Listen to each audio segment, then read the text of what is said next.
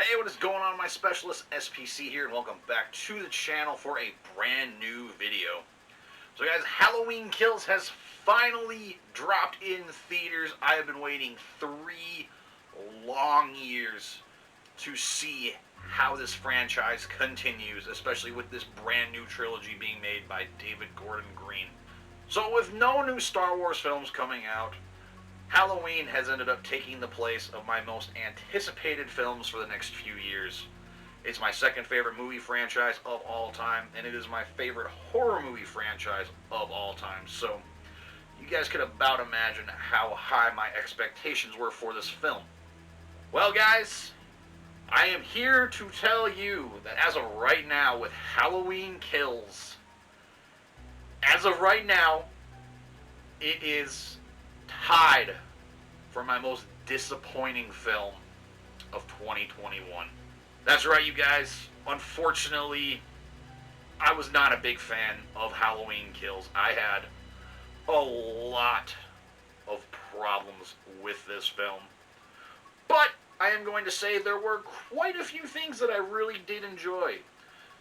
So, I am going to start off with what I liked about Halloween Kills. And just for context, just so you guys know, this is going to be spoiler-free, so you guys don't have to worry about me spoiling anything for this film. I'm hopefully going to be doing a podcast here soon to actually discuss all the spoilers for this film, so just so you guys know, spoiler-free.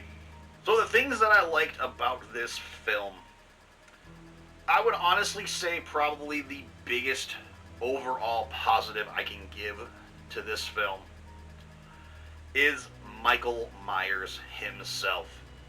I am even going to willingly say it.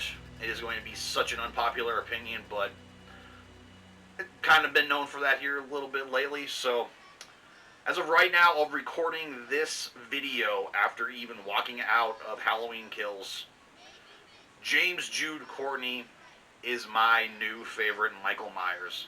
No disrespect to Nick Castle. I still love everything he did in that original film. I even love everything that he does in this film, but for me, James Jude Courtney just does everything that I love about the character of Michael Myers. He's got the stalkiness, he's got the brutality, he has got just the look of how Michael Myers should be. For me, he's a perfect blend of Nick Castle and George P. Wilbur. Of course, George P. Wilbur, if you guys don't know, plays Michael Myers in both Halloween 4 and Halloween The Curse of Michael Myers. Honestly, guys, just everything he does in this film, I absolutely love it. From the way he walks, the way he kills people, as messed up as that sounds, I know, but he is just a perfect Michael Myers, and it just fits with this story that they are going for.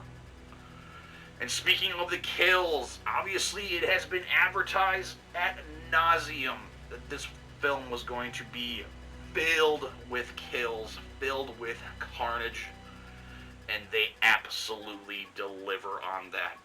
The kills in this film are awesome. There were many times where I watched these kills and my jaw was on the floor, or I cringed, or I just sat there and even cheered at times for what he was doing to specific characters that I could not stand being in the film, which I am going to get into here, unfortunately, in the negatives. There is actually a decent amount of kills in here. Some are some cutaways. There are quite a few that you actually get to see on screen, and they are just brutal.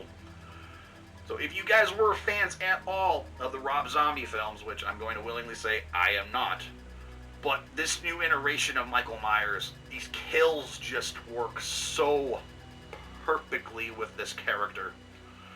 So there's plenty of carnage in this film if that's what you guys enjoy. And finally, unfortunately, for my final positive of this review, is the incredible score by John Carpenter and his sons. They just continue to get better when it comes to these films. I love the 2018 soundtrack. It is phenomenal. I'm also a huge fan of John Carpenter's original Halloween score. I have the disc to prove it. See, right there. Proof right there. The way John Carpenter does these scores for all of his films, whether it's Halloween, whether it's Halloween 3, whether it's The Thing, whatever film you watch of John Carpenter, you are always going to be satisfied when it comes to his scores. Now, moving on to the mixed part of this review. For me, probably the overall biggest mixed feeling I have in this film are just some characters. Because there's a specific moment in this film that I didn't think was going to happen, and then when it finally happened, I was very excited when it happened. But with how long it took to get to that moment, it just took too long, and I just really wasn't entirely satisfied when that moment happened. So again, when we get to the spoiler talk here on the podcast, we will discuss it a lot more in depth. Now, the things I did not like about Halloween Kills. I'm going to save the biggest negative for last. The first negative I have to give to this film is its pacing. Its pacing is so awkward. It doesn't work. Everything is just so incredibly rushed when it comes to this film. I really did not like the way they did it. It seemed like everything was just happening so quick, just so you can get to the next kills. Again, the kills were great, but it's just more the pacing, the tension, the scares. None of it was there. None of it was there to satisfy me to make a good pace for this film. So unfortunately, that's a pretty big negative. Oh, I did forget one more positive for this film. Sorry, everything's a little bit jumbled up here. The flashback sequence when we go back to 1978 is so good. It's so good. Honestly, for me personally, it was the best part of Halloween Kills. Because earlier, before we went to the theater, I actually watched the original John Carpenter's Halloween. And it fits that tone so good with atmosphere.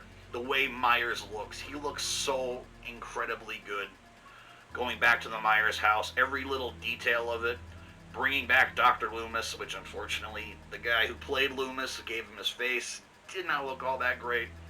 But it was still really good to see Dr. Loomis back, even if it was just for a couple of split seconds. So, one more big positive for Halloween Kills. The next negative, one of the biggest problems for a lot of people when it came to the 2018 film, and that is the comedy. There definitely is a lot more comedy in this film. There are so many moments that are supposed to be tense, supposed to be just gripping, and you're supposed to be on the edge of your seats waiting to see what happens. There's a scene where there is a couple inside of this house, and it's supposed to be a tense moment because they're trying to find out where the noises are coming from. And there's just some really bad comedy mixed into that, so you lose just every ounce of tension that was trying to get built up for that moment. And speaking of things like that, man, we have got to talk about that cringy dialogue. The dialogue in this film is horrendous. I'm going to tell you guys this right now. When I went into this film, I honestly wanted to just turn my brain off. I wanted to just watch this film as a pure Halloween fan. But after we get out of that flashback sequence, it is just so hard to not have problems with the dialogue in this film. It was so cringy. There's a phrase they've been using when they've been marketing this film for the last few weeks, and it is, "Evil must die."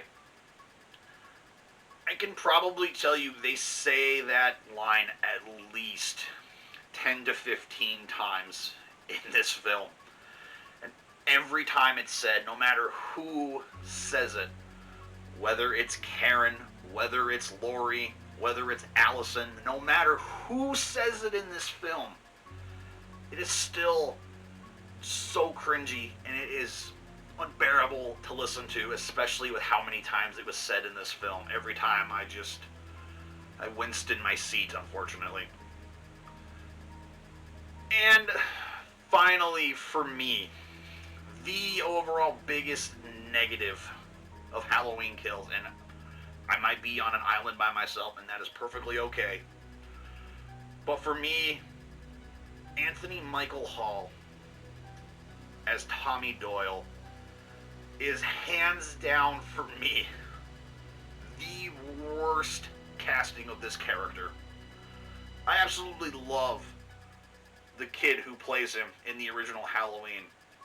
Obviously, you know, Paul Rudd's performance in The Curse of Michael Myers is nothing Oscar-worthy by any means, but Anthony Michael Hall honestly makes Paul Rudd's performance in The Curse of Michael Myers look like an Oscar-worthy performance for me. The way he delivers his lines, as I said before, with the cringy dialogue, he is the biggest problem.